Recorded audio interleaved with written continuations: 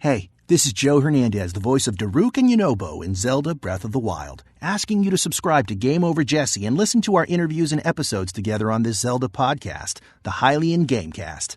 And for all the latest up-to-date news on your favorite Goron, be sure to follow me at Joe Hernandez VO. Since we haven't done an official review or discussion beyond the interviews with some of the voice actors, I thought it was about time that we listed some of our favorite and least favorite things for the Zelda game. So a discussion version of the top 5 best and worst of scripted videos that we usually do. So starting off our... Spoiler warning, everybody watching. We're talking Age of Calamity stuff. We're talking... Spoiler warning. Alright, so starting off with something positive. Rick, since you are our guest, what was one of your favorite things from Age of Calamity? And then we can do the worst after. Okay. For my first one, it would be the sheer amount of content that the game has. The game is just chocked full, and at sometimes it was a little tedious, but I 100% of the game not too long ago, and the sheer amount of content that they packed into that game is crazy. So if you're a Warriors fan or a Hyrule Warriors fan, you're going to enjoy this game thoroughly if you haven't already played it. So, but that was something that I enjoyed a lot of, is just going through and being able to clear everything out and having a game that I don't have to purchase DLC for, that's full and on the cartridge actually too. So big plus for me. Yeah. All right, Daniel, you're up next. Okay, this one is kind of rides in tandem with kind of what Rick said, but there's a level of accessibility to this game that I really love, that I think the first Hyrule Warriors game was a bit lacking in, because that was very it was, we'll say, more repetitive gameplay, and this one feels like it's more shifted into a narrative direction instead of just slaughter lots of bokoblins, capture the keeps, and then you win over and over again for, however many story chapters, and then also the adventure mode. So even though there's probably less content than the original one, it's so much more accessible that I'm actually motivated to complete it. And there's even these little quality of life stuff like UI improvements and things like the Sheikah sensor that make actually going out of your way to complete all of those things much more accessible and enjoyable to do. So that's probably my pick. Oh, it's avoiding the spoilers isn't too hard after all. No, we can. The spoilers thing was a joke, because it would be almost impossible to list 5 worst and 5 best without giving any spoilers. But absolutely, the joke failed. So we took you seriously. We're sorry. We took you seriously in all objectives. All right, Choops. Okay, so you have anime posters on your wall? Yeah, this is Ghibli, or Ghibli, I don't know how people want to pronounce it. Anyways, I think... How did you guys pick one favorite so fast? What's wrong with you guys? Just wing it. I went through and typed it up beforehand. Oh, look at yeah, you're so smart. Dang it. Okay, so I think for me, one of my favorite parts of Age of Calamity is the way that it ties into very much like a Breath of the Wild narrative. And for me, that made it a lot easier to want to play, and I was more engaged in wanting to actually do things, which it sounds kind of bad because I'm like already familiar with the characters. I kind of wish we got to see a little bit more of that intro with them, but still like that familiar vibe with just like the map, how it was laid out, and then also the characters made me wanting more. So that's my favorite. All right. So your turn, Jesse. Yeah. So my favorite thing about this game, it's kind of weird because it's also something that I didn't necessarily like, but I thought it was okay. No, this kind of ties into it, but not really. Like halfway through the game, and this is a big spoiler for everyone. About halfway through the game, everything is looking like the events leading up to it are a bit different from what we're told in Breath of the Wild because of the timeline changes and stuff that happens at the beginning of the game. But like halfway through, you see the descendants or whatever of the champions come back in time to help. And it was one of the biggest surprises from almost any Zelda game that was like a good surprise. Because there's some that are like horrible surprises. Like you get to a boss fight and then it takes like an hour to figure out how to beat it.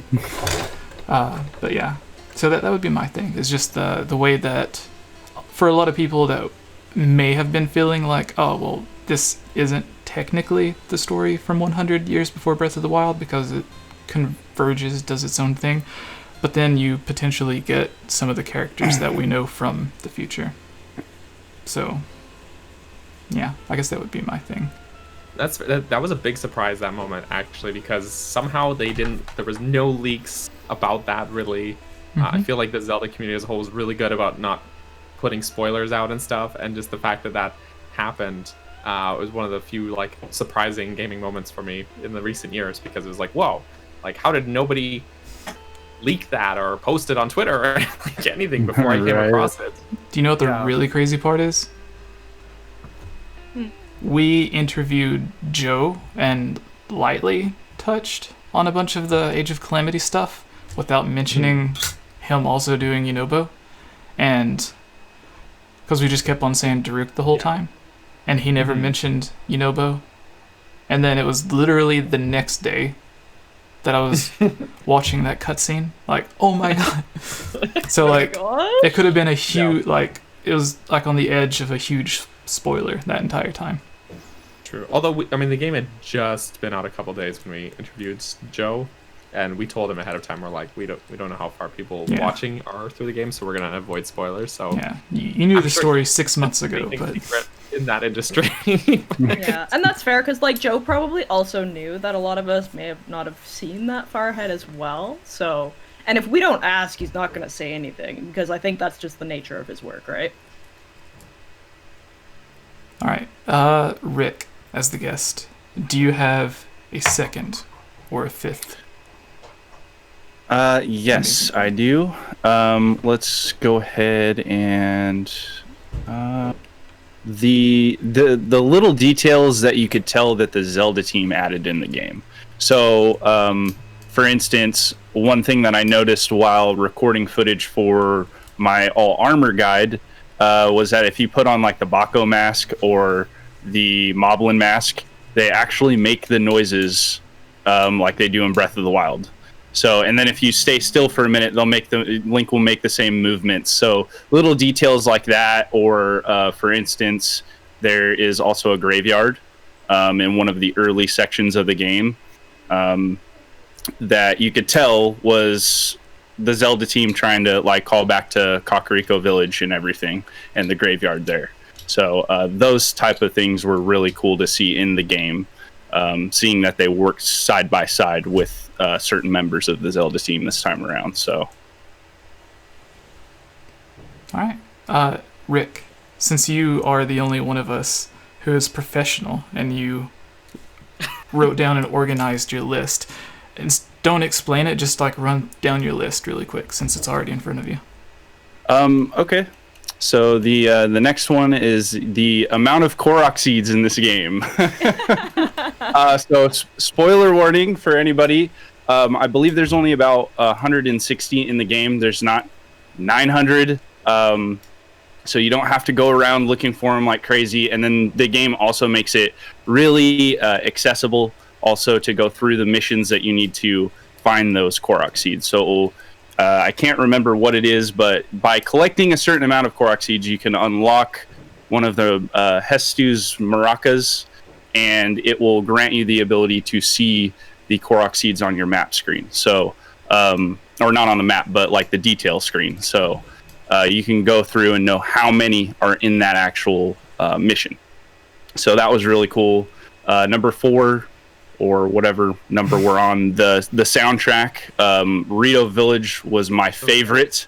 It's so good. So if you're missing that in Breath of the Wild, even though I think Breath of the Wild has a really good soundtrack for what it is, play this in the background while you're playing it. That was something that I heard somewhere else. Somebody said that. So I feel the same way here.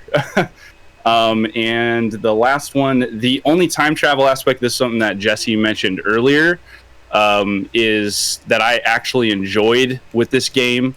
Granted, when my first reactions, it was all awesome, but now going back and looking at it, there's some flaws that I see. But the time travel aspect that I thought was really cool was seeing the future champions coming in, or the descendants coming in, and this connecting back to Breath of the Wild 2 possibly. So if it's, I want to see this mentioned later in some actual lore in the next game. So that's it for me.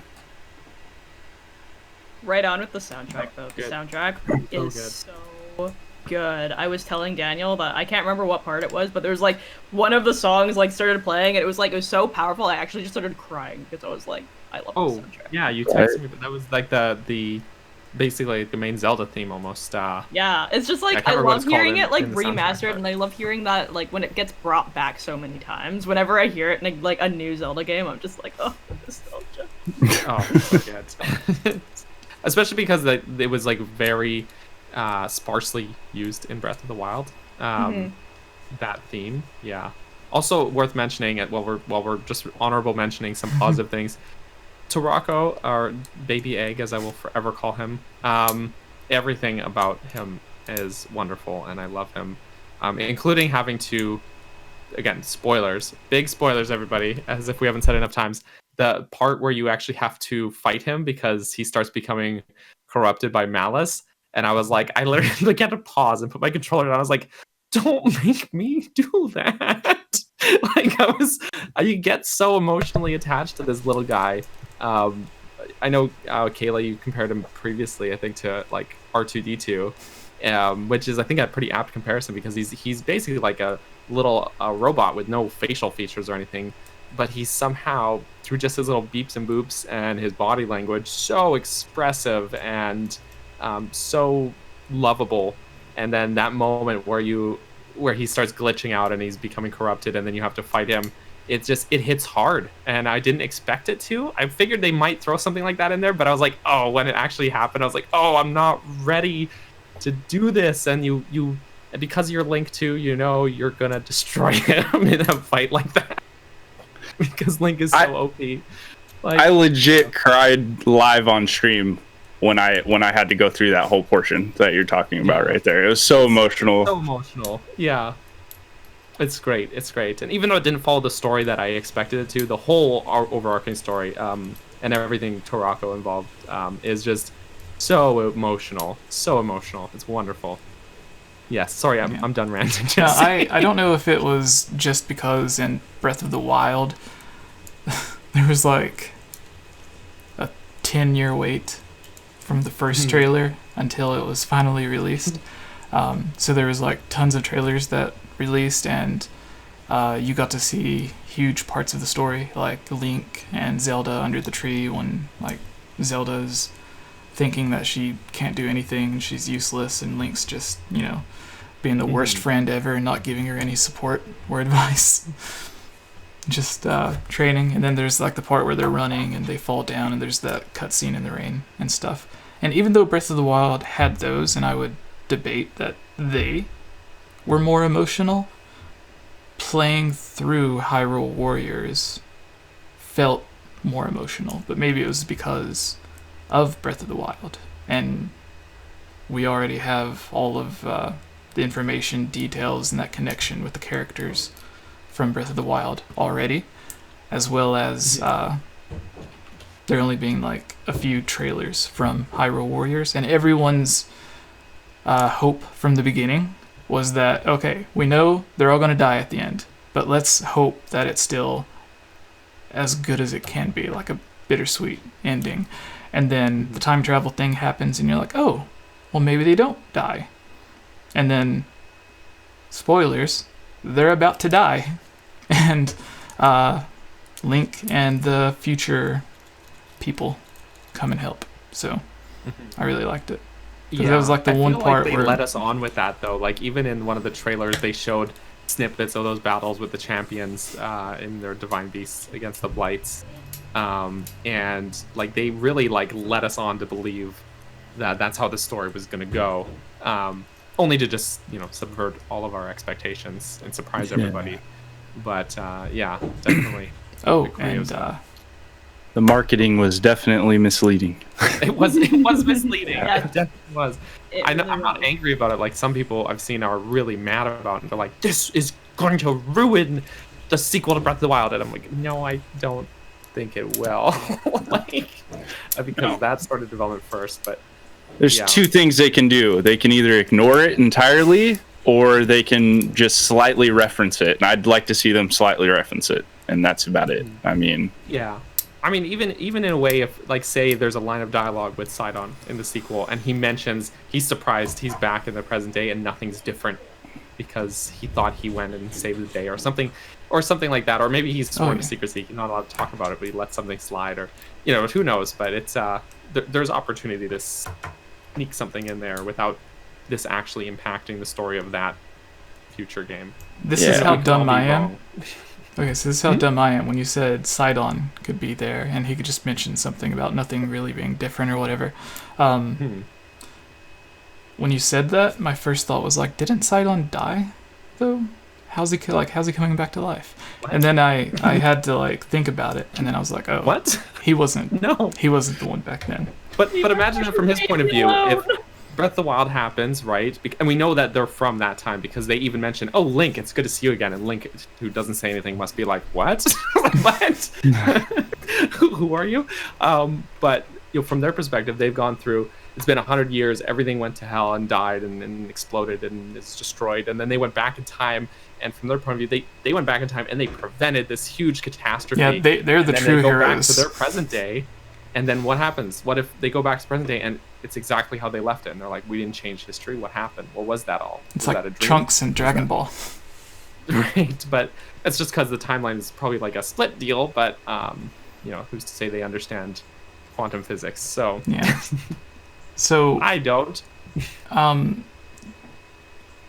We touched on the music earlier a little bit, and I felt that whenever the little robot egg guy goes back in time, because he plays a few random notes before he goes back, it would have had just a tiny bit stronger connection if they would have been some of the notes from the Song of Time or whatever.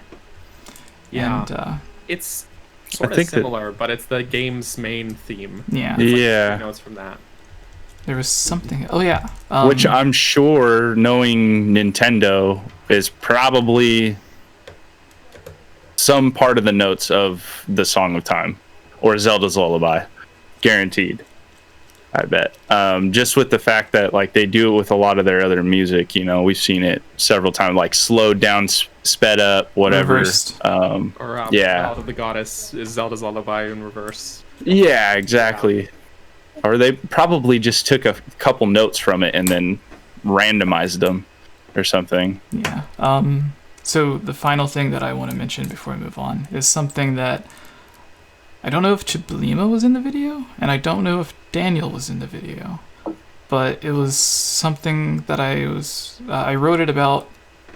No.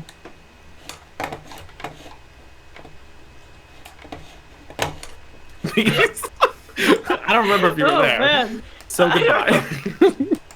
All right. So if you guys, sorry about that. Sorry, that was just really funny the way that happened. So it was a video about Breath of the Wild, and the stream is still going. So it's just Discord that shut off.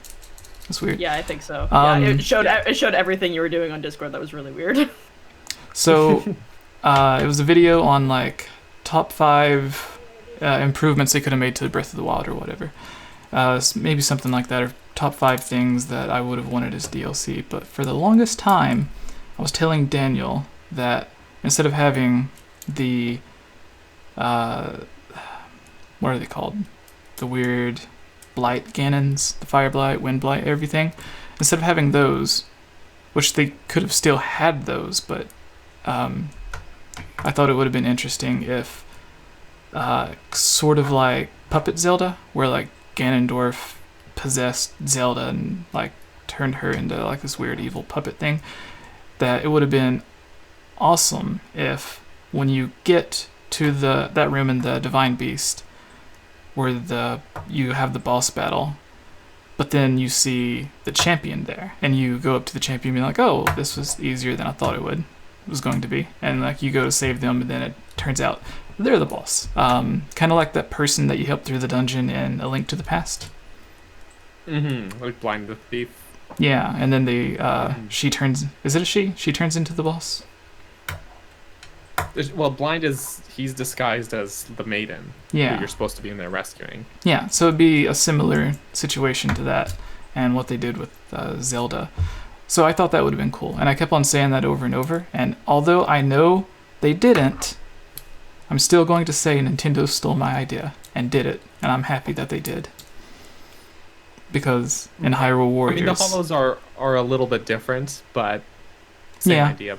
It's like Dark or Shadow Link, but it's the champions. And Link. Yeah. So does anyone else have any final things before we go to the worst things?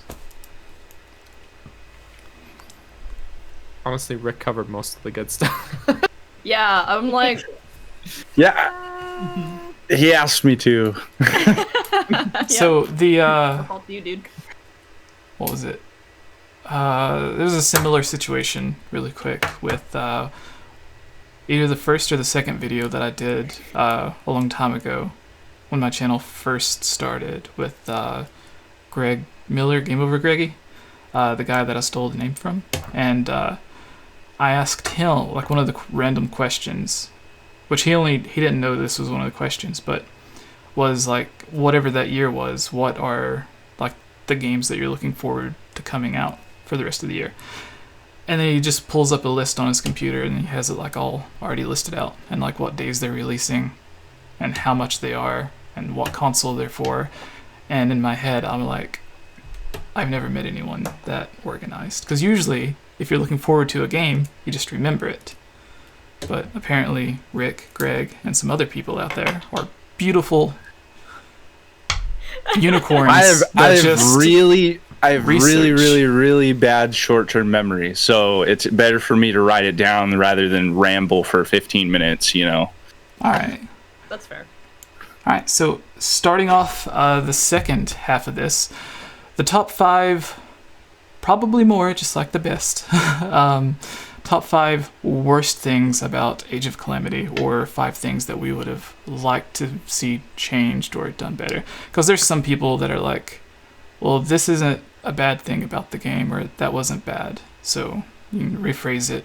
If you don't think there was anything that bad about the game, then something that could have been a little bit better, or that you would just like to see changed in some way. All right. Rick, our guest, you go first again. No, one of you guys go first. Okay. I covered a whole list. All right, I want to go first. All right, excited. Do you need 100 instead of 1? No. Okay. No. Oh yeah, I look like I'm like ready to tear into this game. Yeah, because you're like, all right, let's go. No. I've only gotten a little bit past chapter 3, and let me tell you, the problems with this game. No. Yeah. That's it for now, but a lot of rumors, news, and details are slowly leaking out. So please, stay subscribed and notified, and join our Discord to make sure you stay up to date on all Zelda Breath of the Wild 2 news. And you can find our Zelda podcast, the 𝐈𝐧𝐬𝐭𝐭𝐞𝐫, here on YouTube and on iTunes, where we have had many guests who have worked on the Zelda series, and have shared a lot of amazing stories about voice acting, such as Patricia Somerset voice acting as Zelda, Mike Drucker on Zelda's writing or translation team, coming up with the jokes in the game, stories behind the names of characters that he created. Please subscribe and let us know your thoughts in the comments below. Thank you. If you are a fan of our Zelda videos like this, Zelda Theories, our Zelda podcast, the 𝐈𝐧𝐬𝐭𝐿𝐴 on iTunes, we would all really appreciate your support at patreon.com/GameOverJesse. That and buying our t-shirts will get you and your YouTube or Twitch a shout out every week on our 𝐈𝐧𝐬𝐭𝐿𝐴. And if you send in a photo of yourself in our Game Over Jesse or 𝐈𝐧𝐬𝐭𝐿𝐴 t-shirt, we can use it for promotion at the end of some of our videos.